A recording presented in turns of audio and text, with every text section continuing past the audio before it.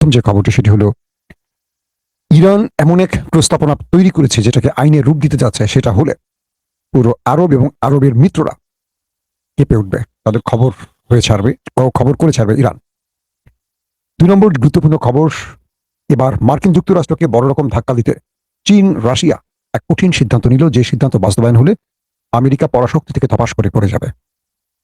3 নম্বর গুরুত্বপূর্ণ খবর বা ব্রেকিং খবর, অ্যাডমিরাল ব্র্যাড কুপার তিনি এখন আরব রাষ্ট্রে সফর করছেন। যে কোনো সময় ইরান আমেরিকা লড়াই শুরু হতে পারে। দর্শক, এছাড়া আরো অনেকগুলো খবর আছে, সবগুলোকে মিলিয়ে আজকে সকালে লাইভ সেশন। যদি আপনার শুনতে এবং দেখতে কোনো প্রবলেম না থাকে, আমরা শুরু করতে পারি। প্রথম যে খবরটি দিয়ে শুরু করতে চাই, মার্কিন প্রেসিডেন্ট ডোনাল্ড ট্রাম্প তিনি প্রতিদিনই যে বক্তব্যগুলো দেন, আমরা ট্রুথ সোশ্যালে বা টেলিভিশনগুলোর সামনে তার যে বক্তব্য শুনি, আমরা কিন্তু প্রতিদিনই খেয়াল করি তিনি সকালে যেটা বলেন, দুপুরে তার বক্তব্যটা পরিবর্তন হয়ে যায়। দুপুরে যেটা বলেন সেটা বিকেলে পরিবর্তন হয়, বিকেলে যেটা বলেন সন্ধ্যায় পরিবর্তন হয়, সন্ধ্যায় যেটা বলেন রাতে পরিবর্তন হয়, রাতে যেটা বলেন মধ্যরাতে পুরোটা উল্টে যায়। অর্থাৎ কখনো তিনি বলছেন যে ইরান এমন এক জাতি, তাদেরকে আঘাত করে ভেঙে ফেলা খুব কঠিন, বা তাদেরকে আমরা দুর্বল করার চেষ্টা করছি। কখনো বলছেন ইরান 47 বছর ধরে এই অঞ্চলে এক ভয়ঙ্কর অভিশাপ, এটাকে শেষ করতে হবে। কখনো বলছেন ইরানের সাথে আমাদের আলোচনা চলছে, শীঘ্রই সমাধান হয়ে যাবে। আবার কখনো বলছেন ইরানের উপর আমরা ভয়াবহ আক্রমণ করতে যাচ্ছি, আক্রমণ ছাড়া ইরানকে শেষ করার পথ খোলা নেই। একটা শক্তিশালী দেশের বা গ্রহণযোগ্য রাষ্ট্রের একজন প্রেসিডেন্ট তিনি কত রকম বক্তব্য দিলেন আপনারা বুঝতে পারছেন। একই মানুষ কত রকম কথা বলছে, তার বক্তব্যে কখনো মনে হয় যুদ্ধ বোধহয় বন্ধ হয়ে যাচ্ছে, আর হবে না। আবার তার বক্তব্যে বা প্রস্তুতিতে মনে হয় যুদ্ধ এইমাত্র শুরু হয়ে যাচ্ছে, এখনই শুরু হবে, এই লাইভের মধ্যেই হয়তো ধুমধাম করে মিসাইল অ্যাটাক শুরু হয়ে যাবে। আবার কখনো মনে হচ্ছে যে তিনি ইরানের সাথে আলোচনা করে একটা শান্তিপূর্ণ পরিবেশে সব সমাধান করতে যাচ্ছে। তো আমরা রিপোর্টাররা যারা সংবাদ দিই আপনাদের, আমরা না বেকুব হয়ে যাই যে আসলে এই লোক বলে কি আর আমরা কি বলবো। এখন তার বক্তব্য তো আমাদের বলতে হয়, তো বলতে গেলে আমাদেরকেই নিয়ে টান বাজে আসলে সত্য কোনটা মিথ্যা কোনটা। মাসুম ভাই কি ঠিক বলছেন না বা ঠিক বলছেন? মাসুম ভাই যেটা বলছে সঠিক বলছেন, কিন্তু ওই ব্যক্তি যেটা বলছে সেটা সঠিক বলছে না, যেটা শুনে হয়তো আপনাদের কাছে মনে হয় যে আমরা ব্যাটিক বলতেছি কিনা। আবার তো ইরান প্রথমে ইরানকে আমেরিকা কিছু প্রস্তাব পাঠায় যুদ্ধবিরতি এবং এটার সমাধানে। ইরান সেই প্রস্তাবগুলোতে নারাজি দেয়, অর্থাৎ ইরান রাজি হয় না। এরপর ইরান কিছু প্রস্তাব পাঠায় আমেরিকার কাছে, আমেরিকা সেগুলোকে রিজেক্ট করে দেয়।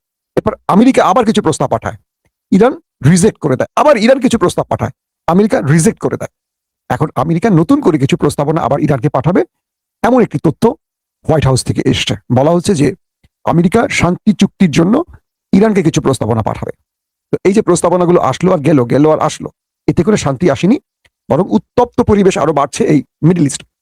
এখন যে পরিস্থিতিটা তৈরি হয়েছে, এখন আমেরিকা বলছে নতুন করে ইরানকে 47 বছরের ভুলের জন্য শাস্তি পেতে হবে, কারণ ইরান এই অঞ্চলে 47 বছর ধরে যে অন্যায়গুলো করেছে তাদের কোনো বড় রকম শাস্তির মুখে পড়তে হয়নি। আমেরিকা এবার ইরানকে বড় রকম শাস্তি দিতে যাচ্ছে। তার মানেটা কি? ইরানকে আবারও যুদ্ধে টেনে আনতে চাচ্ছে আমেরিকা, যদি এই বক্তব্যটি ট্রাম্প সঠিক দিয়ে থাকেন। এখন প্রশ্ন হতে পারে যে ইরান 47 বছর ধরে কি কি অন্যায় করেছে। ইরান তো 47 বছর ধরে একটি ইসলামিক প্রজাতন্ত্র তৈরি করে নিজের জনগণকে শান্তি দিতে চেয়েছে, কিন্তু আমেরিকা তাদের উপর স্যাংশন দিয়ে, আমেরিকা তাদের উপর নিষেধাজ্ঞা দিয়ে তাদের অর্থনীতির 12টা বাজিয়েছে। ইরান তো কারোর উপর আগ্রাসন চালায়নি, কারোর সাথে যুদ্ধ করেনি, কোন দেশের মধ্যে মানচিত্র বৃদ্ধির জন্য দখলদারিত্ব চালায়নি। কিন্তু ট্রাম্প বলছে 47 বছর ধরে ইরান যে ভুলগুলো করেছে তার শাস্তির সময় এসেছে। এখন দেখি আমরা কি শাস্তি দেয় দর্শক। তো সবচেয়ে ভয়ঙ্কর যে খবর সেটি হলো মার্কিন সেন্ট কমার যিনি কমান্ডার অ্যাডমিরাল ব্র্যাড কুপার, তো এই ব্র্যাড কুপার এখন সৌদি আরব আরব রাষ্ট্র সফর করছে।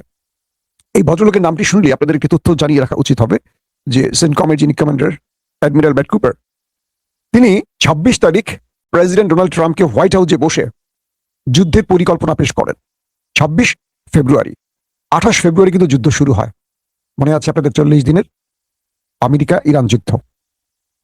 অর্থাৎ ব্র্যাড কুপার 26 ফেব্রুয়ারি ডোনাল্ড ট্রাম্পকে যে প্রস্তাবনা বা পরিকল্পনাগুলো তুলে দিয়েছিলেন, তারপর 28 তারিখ, 2 দিন পর আমেরিকা ইসরায়েল ইরানে হামলা শুরু করে। এই ব্যক্তি গতকালকে প্রেসিডেন্ট ট্রাম্পকে 3টি যুদ্ধ পরিকল্পনা পেশ করেছে। অর্থাৎ ইরানে অভিযান চালালে কোন কোন পদ্ধতিতে, কোন কোন ভাবে, কিভাবে যুদ্ধ পরিচালনা করবে বা কিভাবে অ্যাটাক করা যায়, কোন কোন সিস্টেমে ইরানকে অ্যাটাক করা হবে, এই পরিকল্পনাগুলো সেন্টকমের যিনি কমান্ডার কুপার তিনি মার্কিন প্রেসিডেন্টকে পেশ করেছেন। বিষয়টি খুবই সিগনিফিক্যান্ট, খেয়াল করবেন। অর্থাৎ তিনি ট্রাম্পকে ইরানে হামলার 3টি প্রস্তাবনা তুলে দিয়েছেন, পরিকল্পনা তুলে দিয়েছেন। এরপর তিনি ইসরায়েলের চিফ অফ স্টাফ, ইসরায়েলের সামরিক বাহিনীর যিনি চিফ অফ স্টাফ, তাকে পুরো পরিকল্পনা আবার পেশ করেছেন, এই ব্যাট কুপার। কারণ কি? কারণ হলো আমেরিকা এবং ইসরায়েল একসাথে ইরানের সাথে যুদ্ধ করেছে, বাকি সময়টাও করবে।